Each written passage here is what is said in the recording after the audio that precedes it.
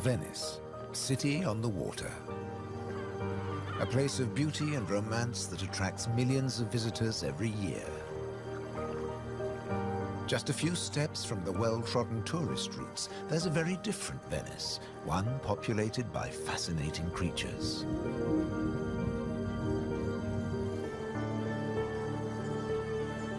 This film explores a Venice that few people ever see, a city that has a surprising double life.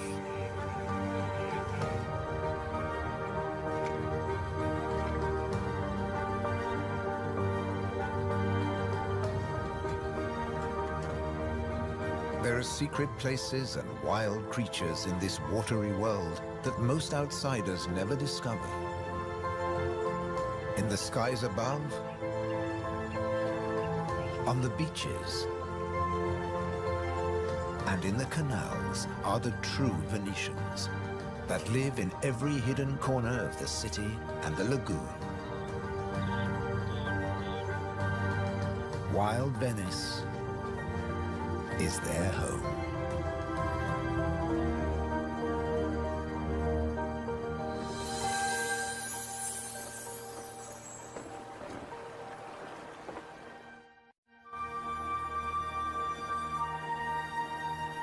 The city of Venice is built on sand, in a lagoon between the sea and the land. First formed from river sediments, man has since created an ecosystem as fragile as Murano glass. Covering 550 square kilometers, it's one of the largest wetlands in the Mediterranean. Flamingos arrived at these Venetian waters quite recently. They crisscross the Mediterranean from North Africa to France's Camargue, to Sardinia, Tuscany, and now Venice.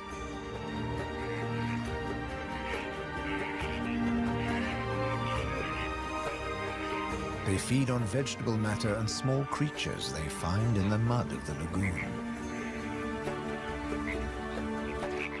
In the shadow of Venice, the lagoon is the northernmost flamingo habitat in Europe.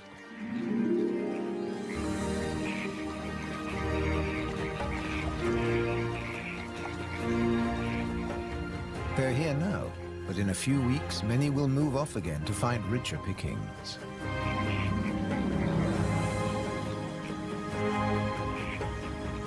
Their takeoff may look clumsy, but once in the air, their flight is balletic and elegant.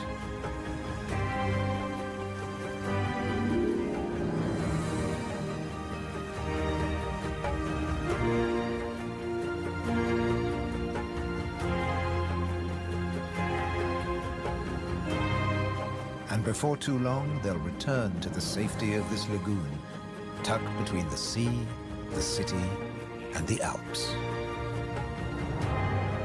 The distant peaks helped form the lagoon. The mountain streams washed their rocky sediment towards the sea to make this habitat.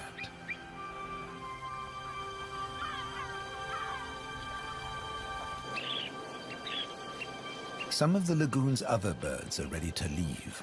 Dunlin, small waders, fed well in the rich mud. They rest on the wooden piles that support the whole of Venice.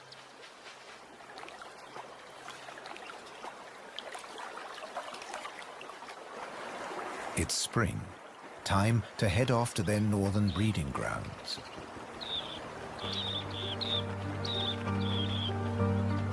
But the cormorants won't be lonely this summer. As the Dunlin fly away, other birds are flocking in. A bird's eye view reveals the full beauty of the lagoon.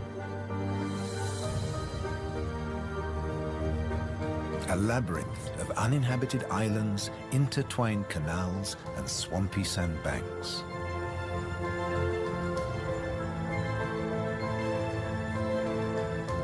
These marshy wetlands are known as the Barene. To survive here, plants need to like salt water and flooding. Natural arteries called gabi meander through the brackish gardens, keeping the lagoon alive.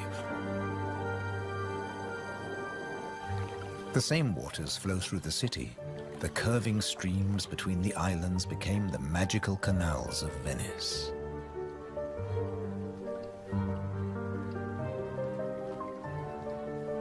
This is the city of bridges.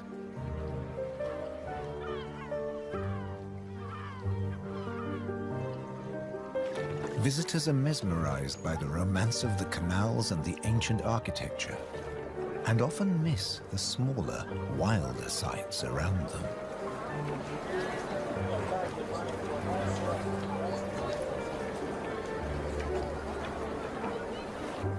These mussels are true Venetian natives.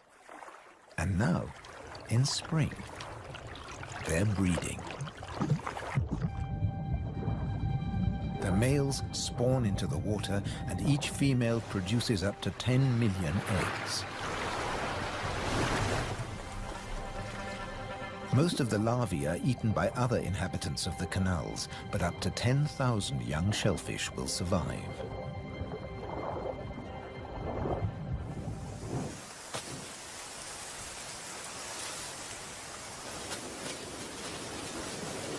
Just beyond the city, colonies of birds are breeding too. But a hazard of urban nesting is constant disturbance.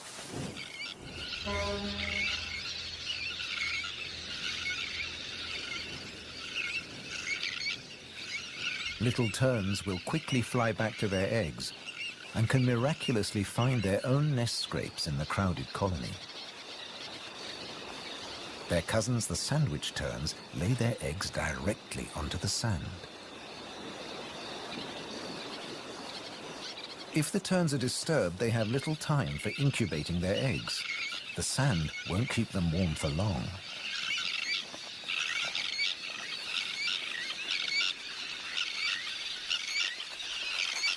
And left out in the open, they could be an easy target for predators.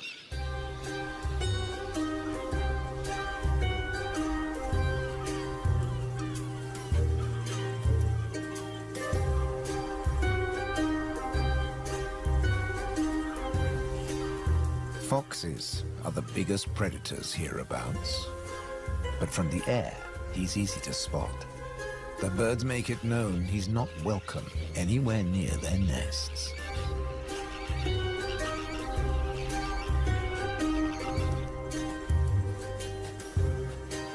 Foxes would rather not get their feet wet. Hunting in these swampy areas is a frustrating business.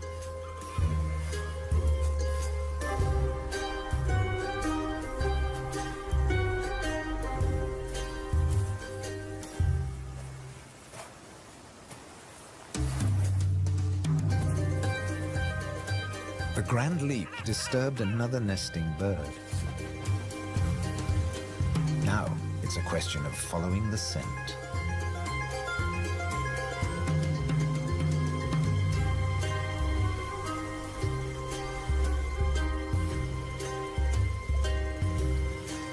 A welcome snack.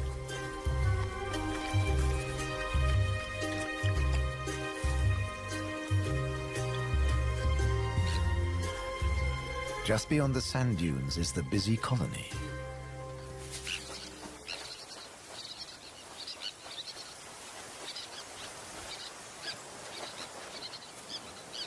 In this mixed neighborhood, a pied avocet is brooding next to the sandwich terns.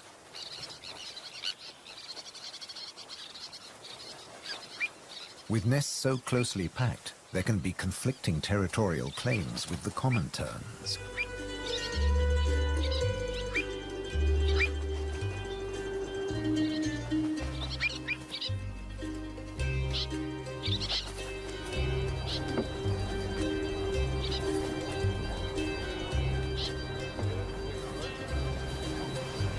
But the avocet stands his ground.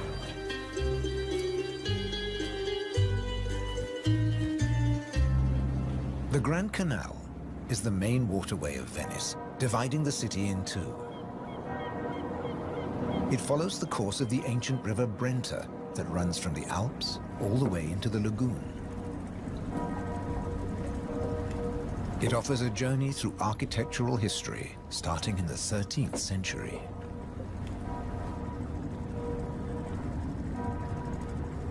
The banks of the Grand Canal have other surprises to offer, like Palazzo Malipiero's Rose Garden.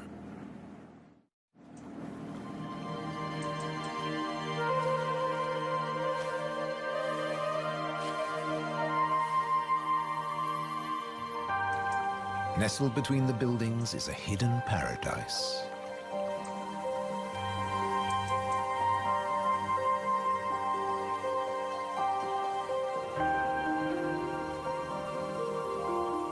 Now owned by a modern-day countess, it has been restored to its full glory, and no detail has been left to chance.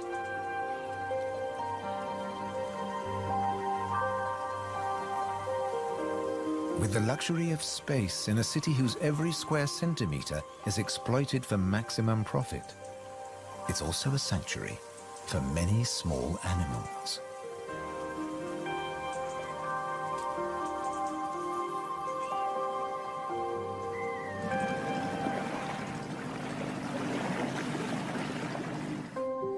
Every day, more than 50,000 tourists visit Venice. When the sun begins to set, the city's waterways empty. Venice belongs to the wild Venetians.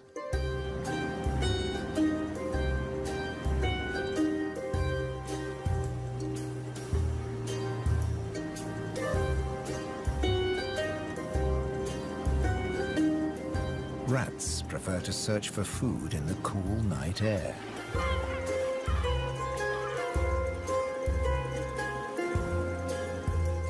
But they're not alone.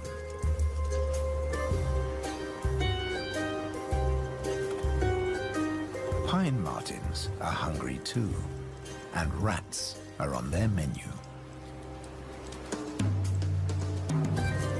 Pine martins are welcome in the city as they're natural rat catchers.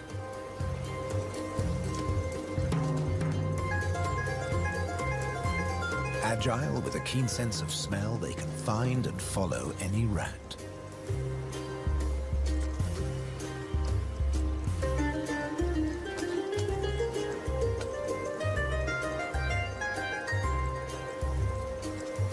But they're endangered too.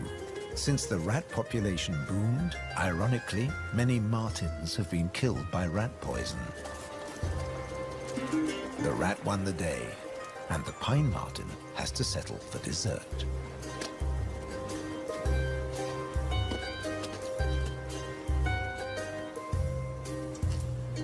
Not such a sacrifice, as pine martins are omnivores.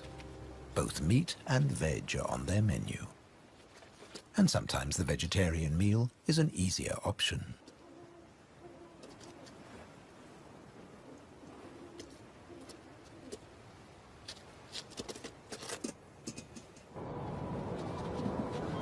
As the rat prepares to sleep, the city of Venice is beginning to wake up.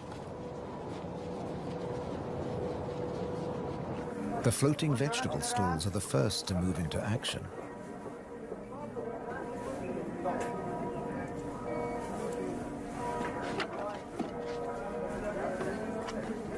Soon these silent waterways will become busy highways again. In the 18th century, over 8,000 gondolas navigated the Venice canals. Now there are only about 400 left. Life in Venice may be moving with the times. But one thing never changes. It dictates the daily rhythms of the city and the lagoon. Twice a day, the tide rises and falls as seawater washes in and out of the lagoon.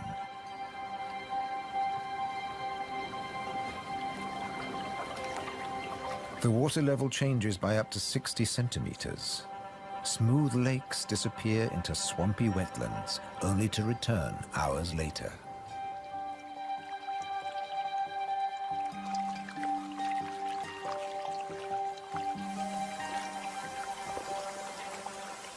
Retreating water levels reveal a surprise. Strange islands that look like complicated water mazes. In fact, they're fisheries at the edge of the lagoon. known as the Valle da Pesca.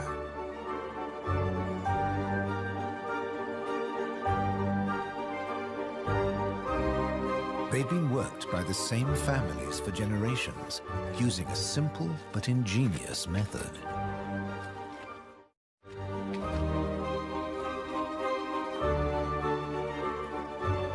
Nets are lowered into the locks that span the water channels.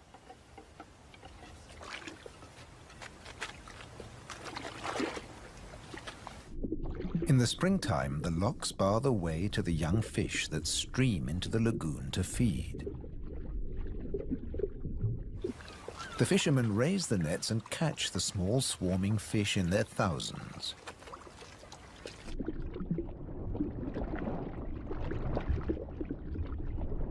It's easy to scoop them out, but these fish are not for eating.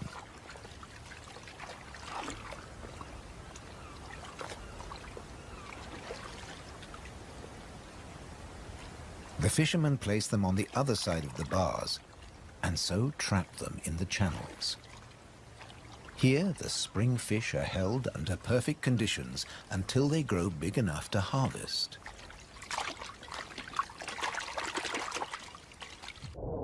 In the autumn, when the fish try to return to the sea, they're simply netted again. This time, they don't get away. Kingfishers have a more dramatic technique.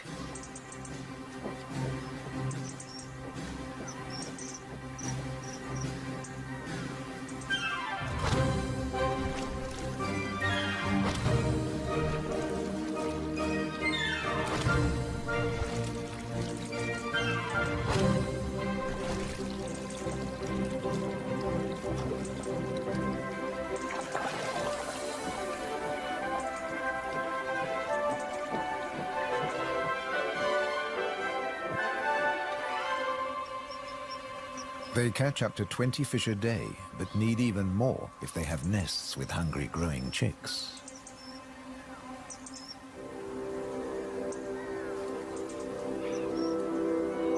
It takes enormous skill, but also violence.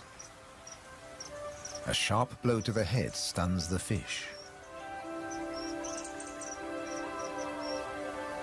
And when it stops wiggling, the kingfisher can turn it round without fear of it escaping.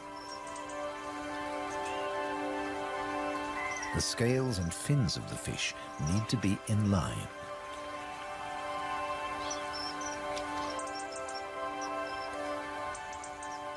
Now it's ready to swallow.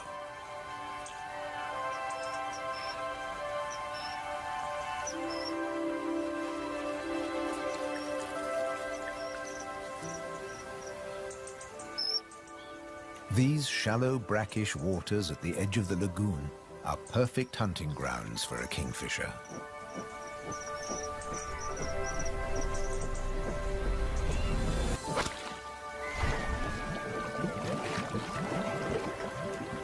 But not every dive is successful. They'll snatch the odd insect in the air, but 95% of the kingfisher's catch must be made underwater. The cormorant has an easier life, as does the little egret. And some don't even get their feathers wet while hunting. There are plenty of fish in the lagoon, but they're not only found in the wetlands. These waters flow through the city too. And there are fish to be caught in the canals. Beneath the bustling jetties of the famous vaporettos or water taxis, wildlife flourishes. Even here, the little egret can fish where the water is deeper and turbulent. It's not easy to keep an eye on a moving target from a moving base.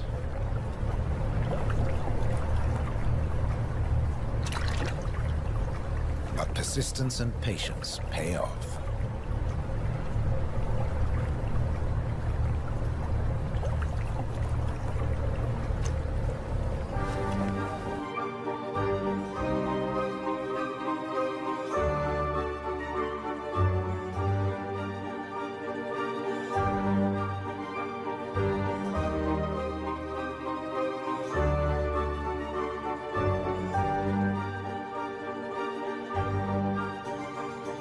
3 narrow inlets connect the lagoon to the sea.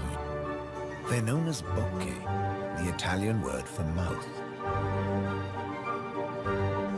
In spring, the fish travel into the lagoon because it's shallow, warm, and full of food. And in the autumn, they travel back out to the Adriatic Sea. The lagoon's fishermen understand the rhythms of the sea.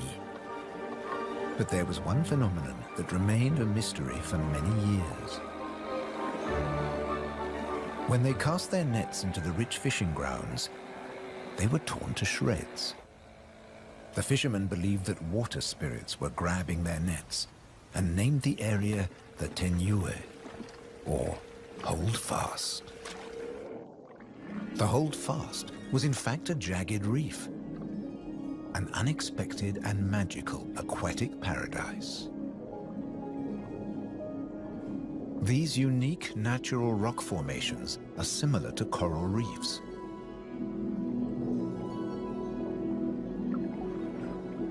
They're home to all kinds of remarkable creatures. Serpent stars, or marine annelids.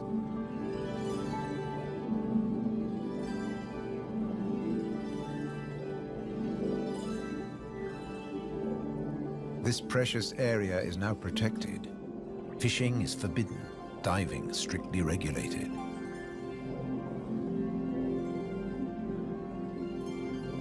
Even harvesting a shellfish delicacy like these canestrelli is banned.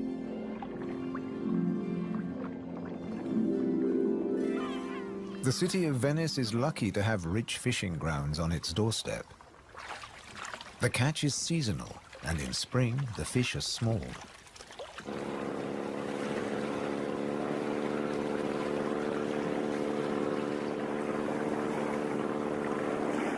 But the fishermen will go out, as long as they can find a buyer. Only the weather can hold them back.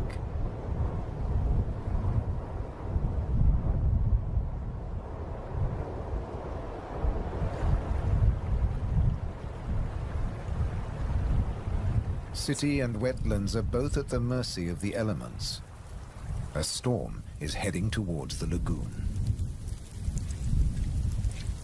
When rain-bearing clouds build up against the southern face of the Alps, and when warm southerly winds whip up the sea, water is driven into the lagoon, flooding the city and engulfing the swampland. This extreme high tide is known as aqua alta and can be disastrous for ground-nesting birds.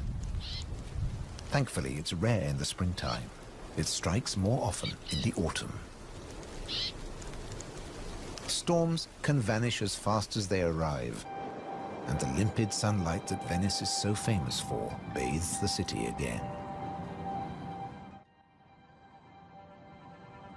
In early summer, Venice teems with tourists. The Bridge of Sighs is a popular attraction, but few visitors realize that real Venetian life is happening just a short distance away. In the Giardini, a spacious and peaceful city park, there are some surprising residents.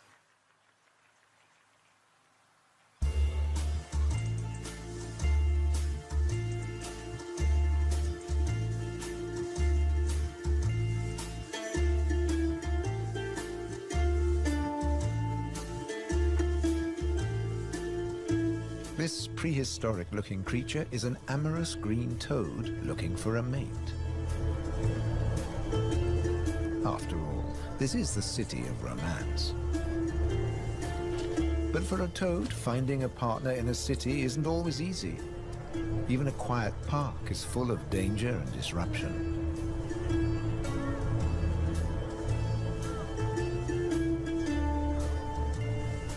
On the plus side, few of the park's visitors notice the presence of the toad, as it blends in so well with its surroundings.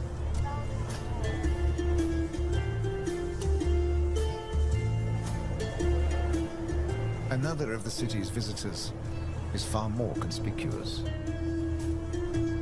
A stark contrast to the ancient buildings it comes to celebrate.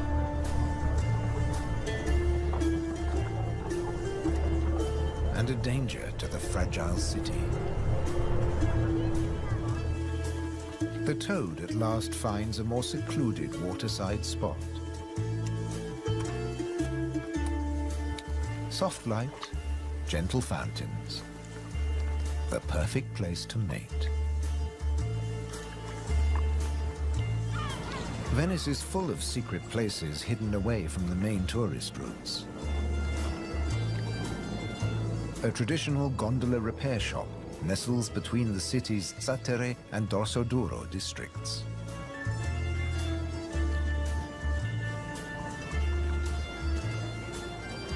Craftsmen repair the boats in the peace of the backwaters. The tranquility also attracts some exotic-looking animals.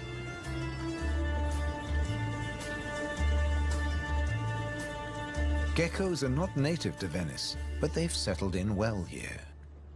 During the day, they'll sun themselves on warm stone.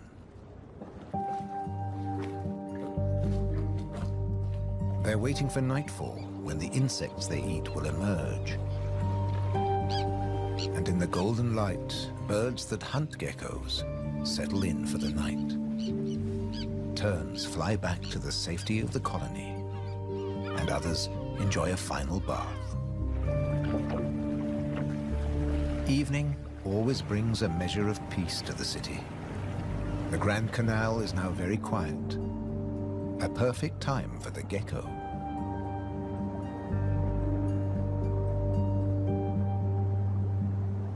Geckos have evolved specially adapted feet that make them excellent climbers.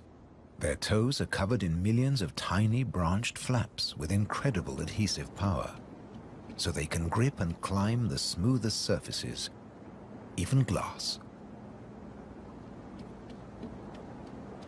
The city is empty now. The Grand Canal is deserted.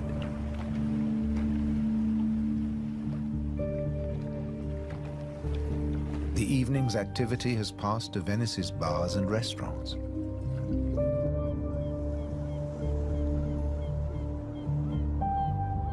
By the time the tourists are safely tucked up in their beds, the city is like a ghost town.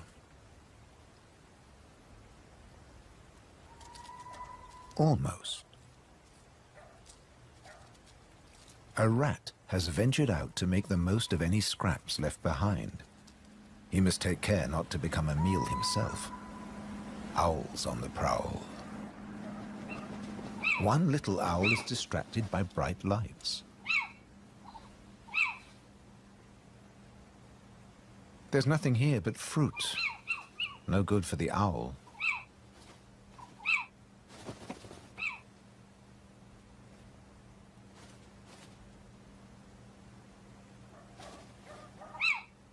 This house call hasn't paid off. Time to make a swift exit. The lucky rat will make it home tonight.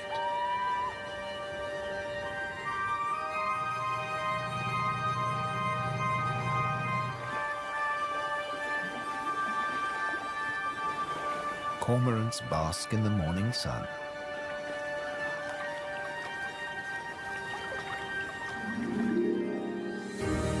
The terns start fishing early. The colony is now a hive of activity.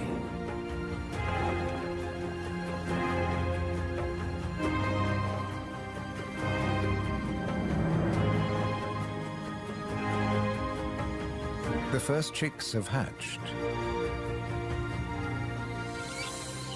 Exhausted from the effort of breaking out of the egg.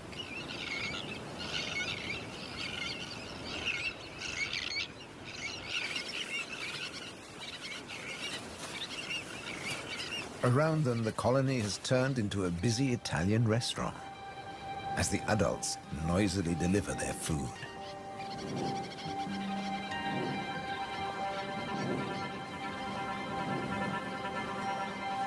The chicks blend in well with the sand. Their cries for food are a new and insistent sound on the beach.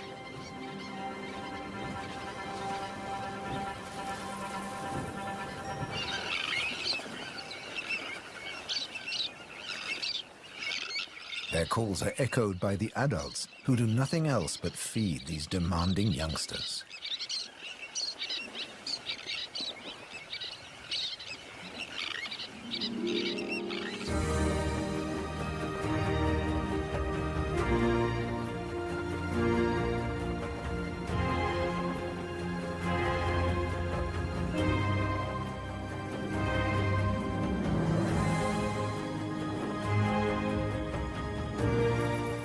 It's hot and humid, and the lagoon is at its most beautiful. The hot summer months are the quietest for the fishermen. They take advantage of this time to mend their nets. They work and even sleep here, with spectacular views of the surrounding wildlife.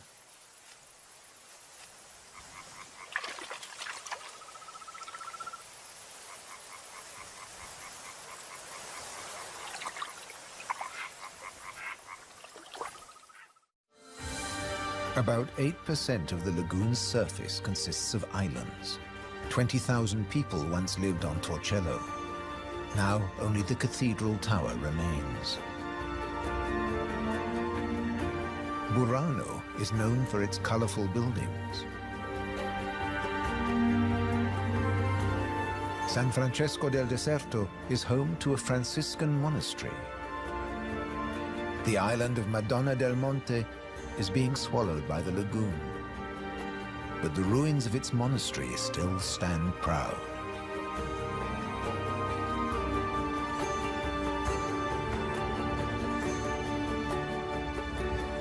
Enchanted places like this are an ideal refuge for wild animals.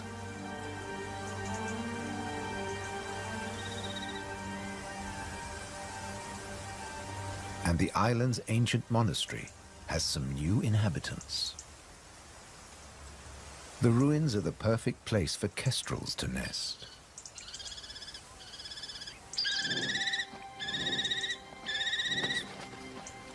The hungry chicks are nearly as big as the adults and almost ready to fledge. Feeding this brood is a full-time job for both parents.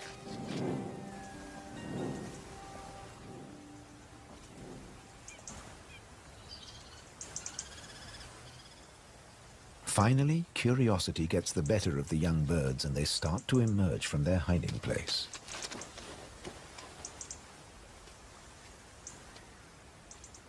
The first nervous explorer is soon followed by a sibling. They wait cautiously on a ledge, while one of the adults watches from afar.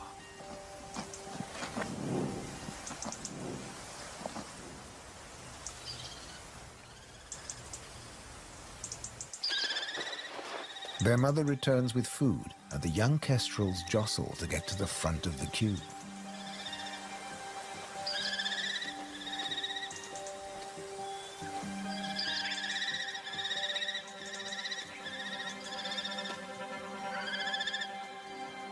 The keenest and the loudest chick is fed first.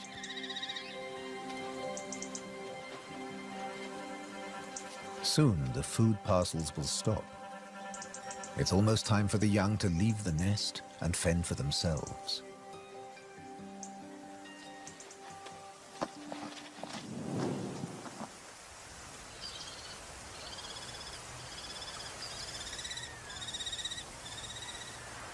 Not all of the lagoon is quite so peaceful. Venice's Lido, with its luxury hotels, is where the human bathers gather.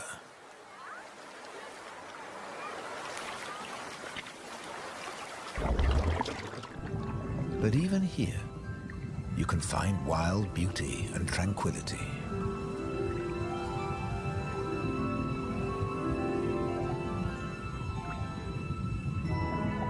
In the Tenue, Venice's reef, one of nature's most delightful performances is in full swing. The squid's mating dance. The pair move together like synchronized swimmers as waves of rainbow colors pulse along their bodies.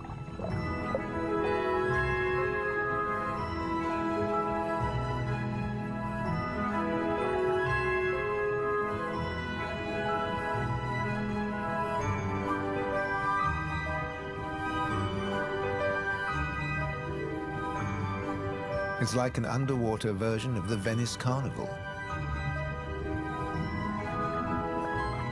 Complete with face masks and disguises.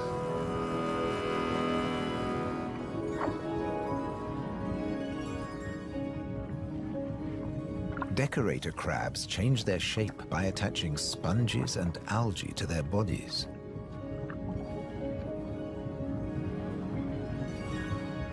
These bizarre disguises are excellent camouflage. The crabs creep past their neighbors and predators like living rocks from the seabed.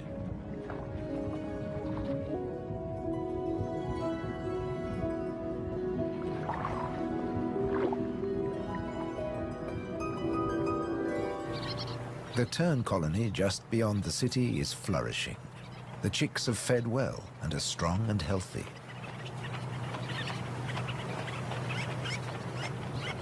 The young birds are gathered in a creche, with 1 or 2 adults looking after them all.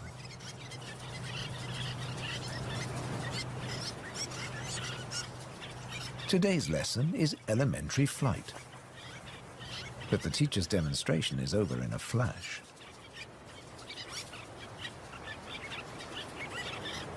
The young birds flap their wings to exercise their growing flight muscles, but they're not ready to take to the air yet.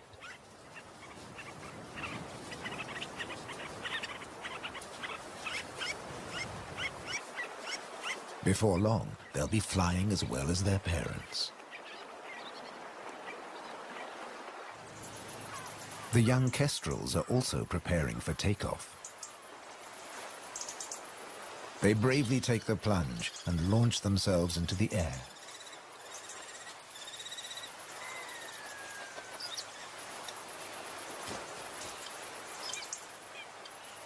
Dropping from a height makes their first flights easier. Once in the air, they're in their element and can glide and flap back to safety.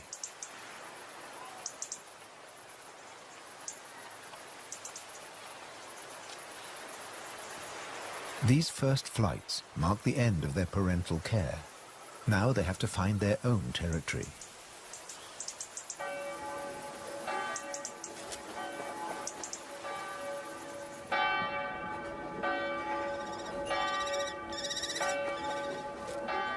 One of the kestrels has made its way to the nearby island of Burano. It's unlike the remote nest site, but it still has everything the kestrel needs.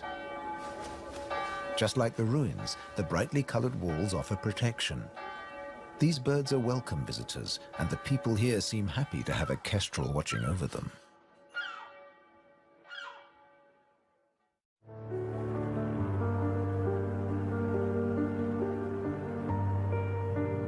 Autumn has arrived, and the wetlands once again change color. A plant called glasswort is responsible for this blush of pink. It flourishes in the swampy salt marshes.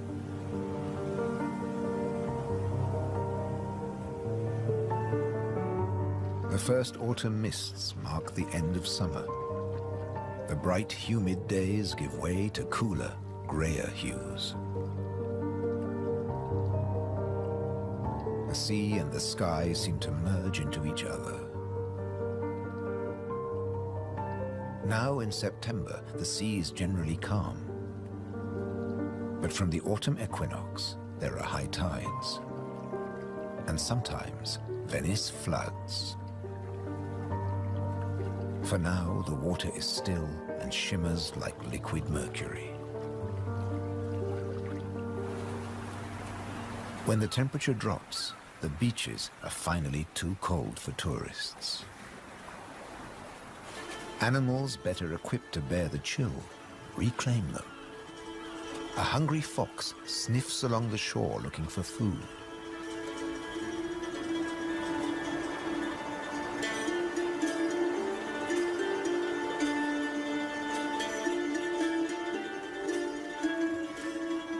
The fox has an excellent sense of smell and can see well in the twilight. It has picked up a strange scent. Something smells good to eat. But quite where this food is hidden is a mystery.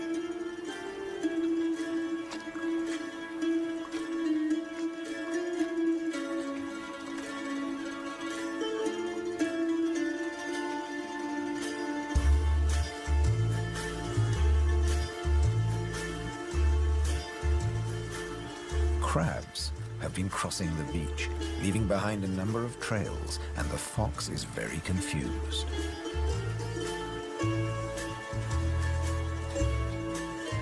Finally, it follows its nose and comes face to face with a crab.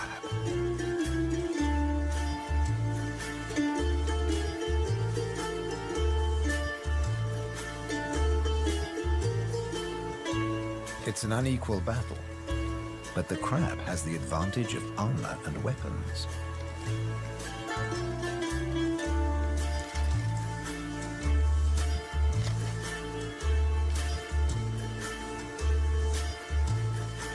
This meal is more trouble than it's worth.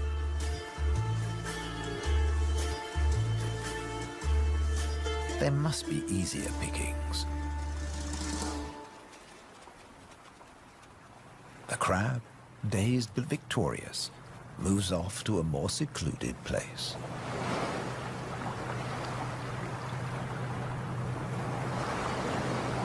More crabs congregate on the shoreline looking out to sea.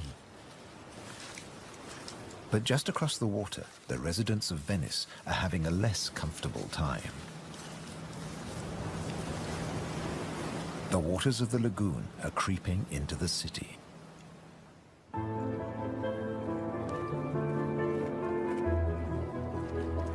The autumn tides are getting higher, and water is seeping up through every available crack in the stones. The threat of acqua alta, the extreme high tide, is increasing every day. A combination of rising tides and the Scirocco winds cause this extreme event, and the rain just adds to it. Much of the city is only just above sea level, so there's very little to stop the floodwaters. This may look like a swimming pool, but it is in fact St. Mark's Square. Fortunately, this only lasts a few hours. Soft winter fog wraps the landscape like a blanket and brings the year to a close for Venice and its beautiful lagoon. The visitors have marveled at its sights, but many have missed the most